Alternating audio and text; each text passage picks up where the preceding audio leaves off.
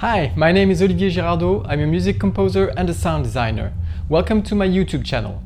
Sometimes you just don't have enough time to do things. You're in the middle of a project and you're just overwhelmed by all the stuff that you have to do. Let's say you're in the middle of designing a video game level that takes place in an underground wet tunnel, but you don't have any sound atmosphere to put in the background, and you need it right away. Today we're going to create an underground sound effect in less than 20 minutes and without leaving home. Let's dive right into it.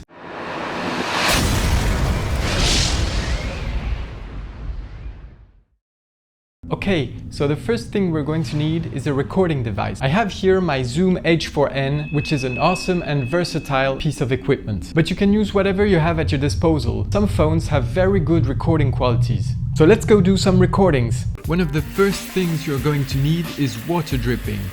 Nothing easier.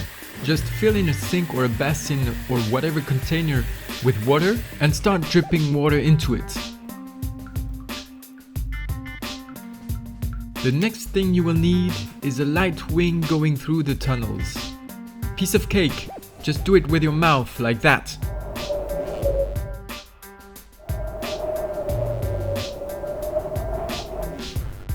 Then you're going to need a squeaky sound for the mice and maybe also the bats. And if you're going to have bats, then you might need them flying around. Just use a towel for the flapping wings.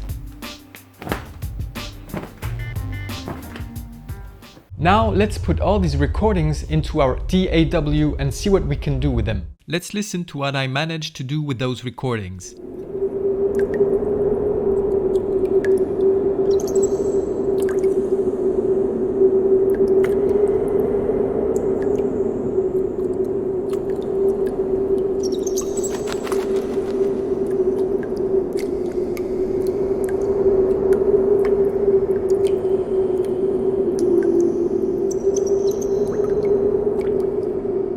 That's not too bad.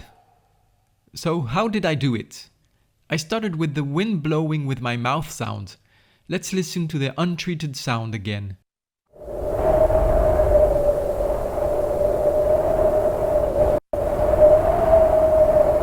I started by cleaning it up and getting rid of the white noise in the high frequencies with an equalizer, as you can see.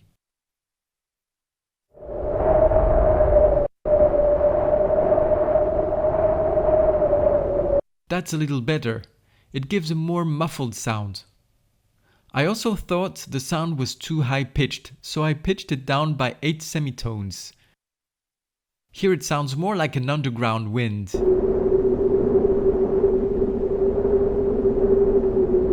And I of course added a quite big and long reverb called Cathedral.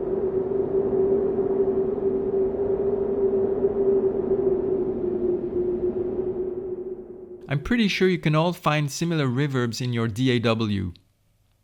To finish the deal with the wind and to create a more immersive impression, I tried to give more depth and the feeling that we are surrounded by the caves by doubling the track and panning them one to the left and the other to the right. In order for that to work, don't forget to slide one of the tracks so the two tracks are not synchronized and playing exactly the same thing at the same time.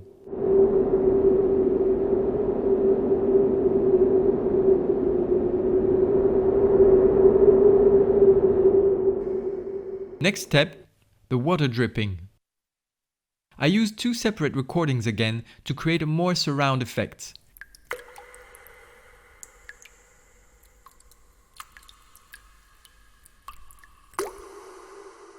And of course I added a reverb.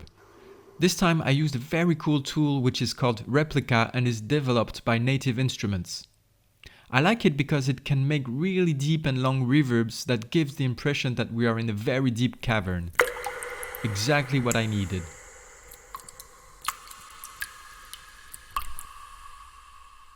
But I could have used a more classical reverb. Next, the mice. So this is where it gets a bit tricky. Here is what the initial recording sounds like. And it's nothing like a mouse. The first thing I did is pitch it up.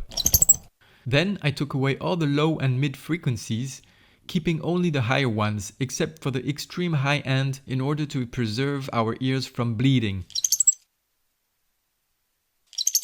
It already sounds more like a mouse or a bat. And of course I added a reverb.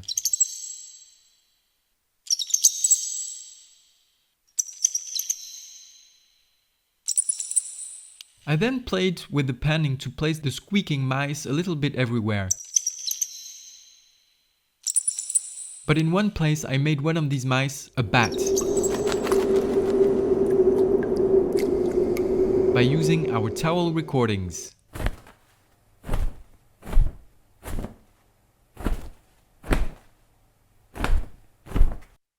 I first took away all the low frequencies which were interfering.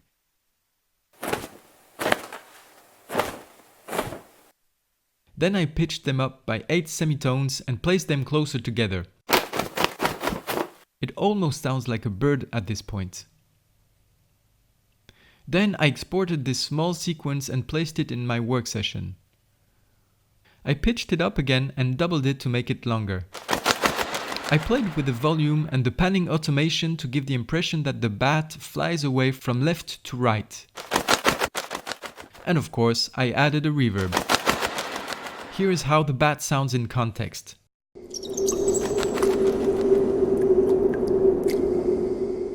Let's listen to the full track once again.